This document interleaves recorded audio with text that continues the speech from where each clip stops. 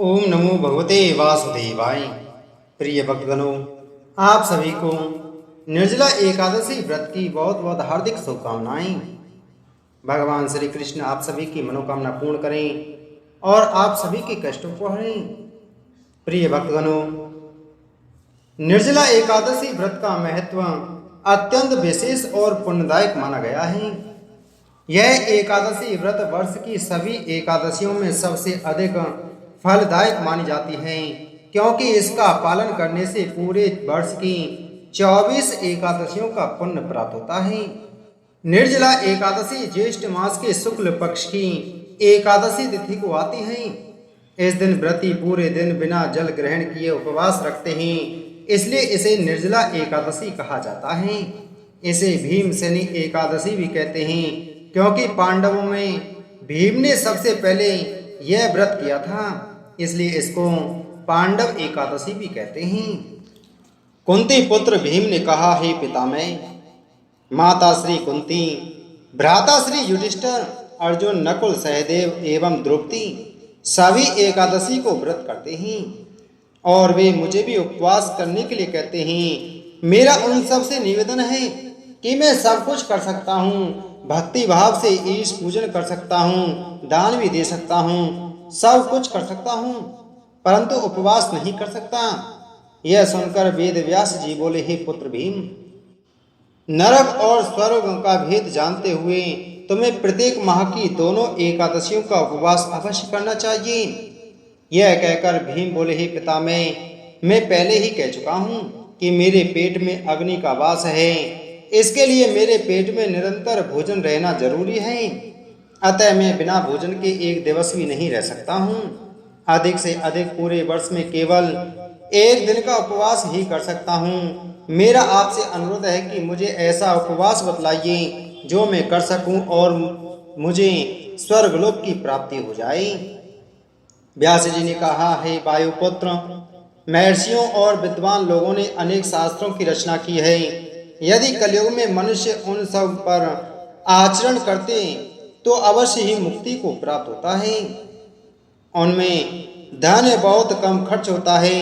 उन शास्त्रों प्राणों के सार के अनुसार प्रत्येक प्राणी को माह की दोनों एकादशियों का उपवास अवश्य ही करना चाहिए, तब ही स्वर्ग जाने का अधिकारी बनता है। पितामह व्यास जी ने फिर कहा, हे भीम, कृष्ण और मिथुन संक्रांति के बीच में ज्येष्ठ माह के शुक्ल पक्ष में आने वाली एकादशी को निर्जल उपवास करना भी अति उत्तम होता है। इस उपवास के मध्य स्नान और आचमन में जल लेना मना नहीं है। आचमन के लिए 6 माह से जल लिया जा सकता है, यह शरीर को शुद्ध कर देता है। आचमन में 6 मास से अधिक जल शराब पीने के समान पापमय हो जाता है। उस दिन भोजन ना लें, इससे भी उपवास की पवित्रता नष्ट हो जाती है। सूर्य निकलने से सूर्य अस्त होने तक जल ना लेने से 12 एकादशियों का पुण्य प्राप्त होता है। द्वादशी के दिन सूर्य निकलने से पहले उठकर उस ब्राह्मण को भोजन दे जो भूखा हो।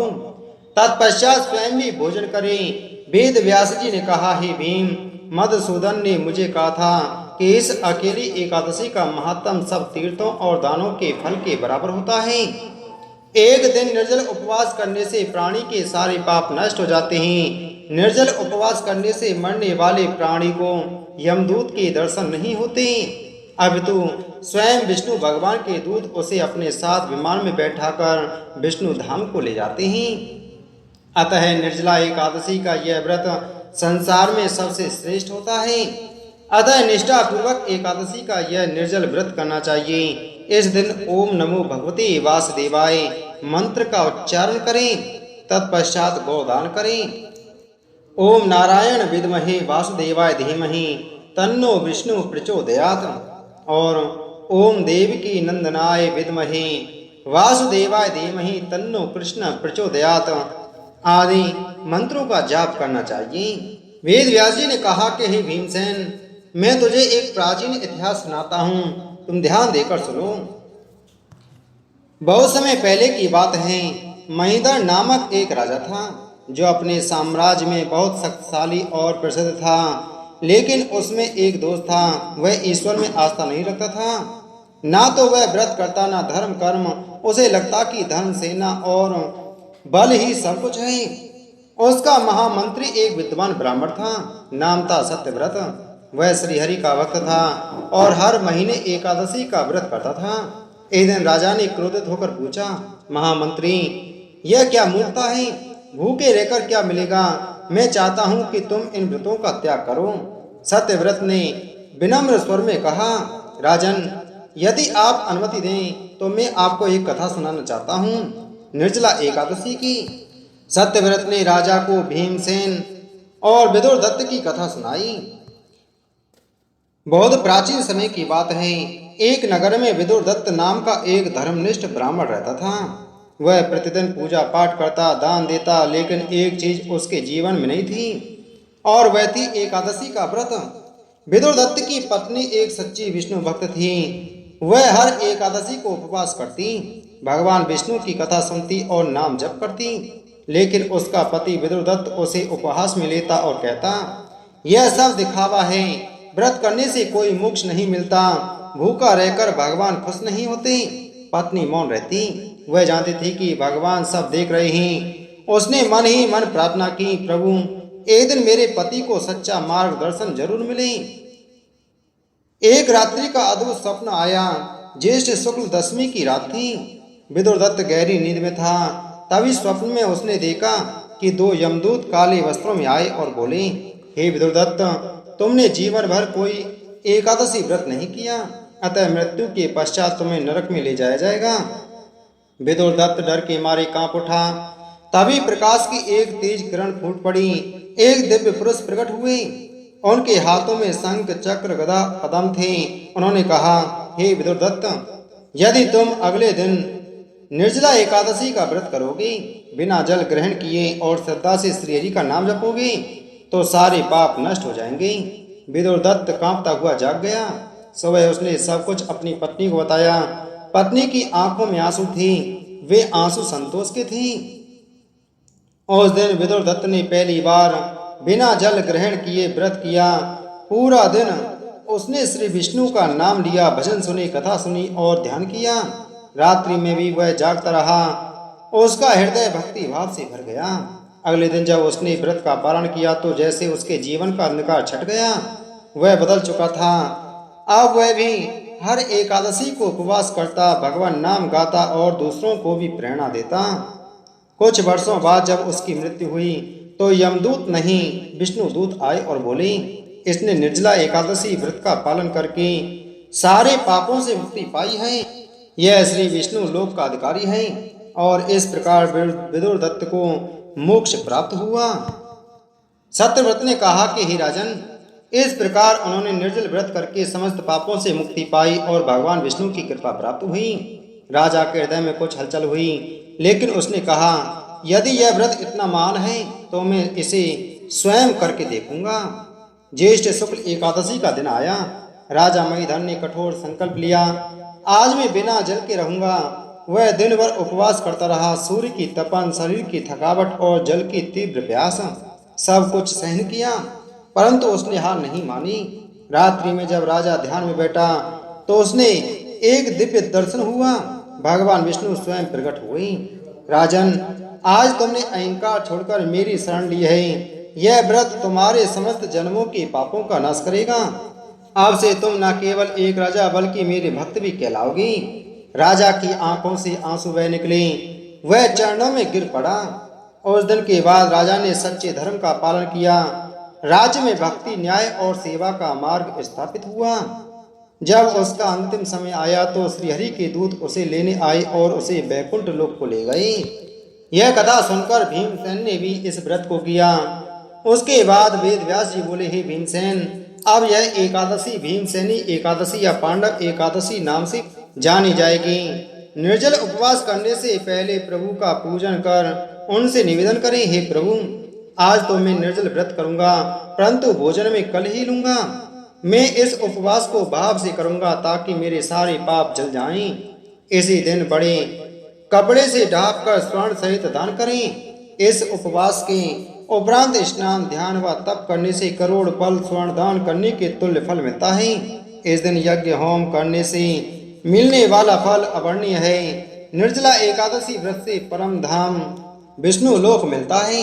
इस दिन भोजन लेने वाले मनुष्य चांडाल समझे जाते हैं और नरकगामी होते हैं। मदपान करने वाले, चोर, गुरु से द्वेष भाव रखने वाले, ब्रह्म हत्या करने वाले, झूठ बोलने वाले भी इस निर्जला एकादशी के पुण्य प्रभाव से दोष मुक्त हो अंत काल में स्वर्गगामी बनते हैं।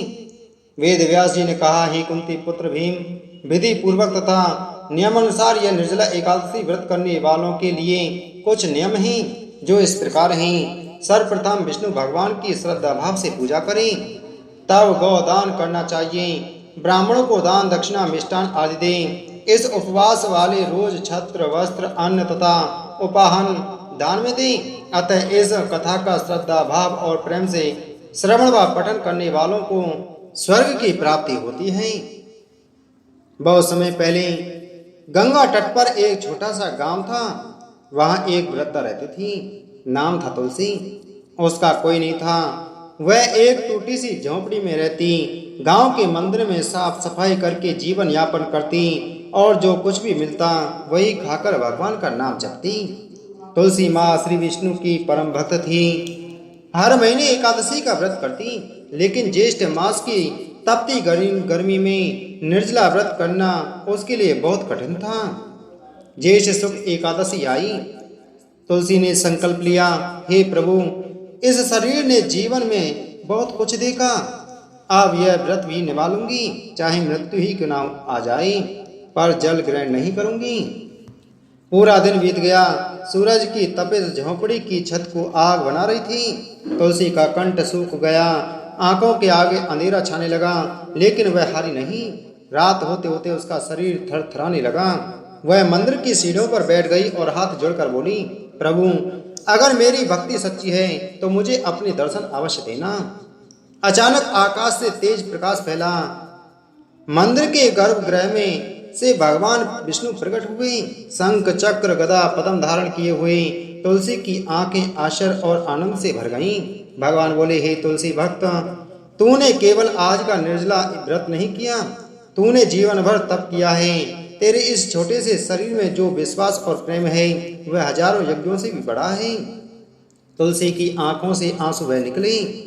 प्रभु ने स्वयं अपने हाथों से एक दिव्य जल कलश से तुलसी को जल पिलाया और कहा, अब यह व्रत पूर्ण हुआ। यह जल अमृत के समान है। इसके बाद तू सीधे बैकुंठ लोक को प्रस्थान करेगी। और ऐसा ही हुआ। उस दिन गांव वालों ने देखा कि मंदिर की सीढ़ियों पर तुलसी शांत मुद्रा में बैठी थी। चेहरे पर दिव्य तेज, होठों पर हरि नाम और देह से सुगंध निकल रही थी। गांव में घोष हुआ, एक सच्चे भक्त को श्री हरि स्वयं लेने आए हैं।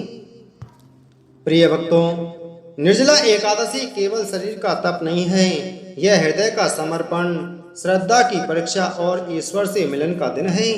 जो चाहे गरीब हो, वृद्ध हो, राजा हो या गृहस्थ, यदि वह सच्चे भाव से यह व्रत करता है तो भगवान स्वयं उसके पास आते हैं। भक्ति में शक्ति है और निर्जला व्रत के करने से मोक्ष की प्राप्ति होती है। यानी निर्जला व्रत में मोक्ष की कुंजी है। बोलो एकादशी महत्तम की जय। बोलो विष्णु भगवान की जय।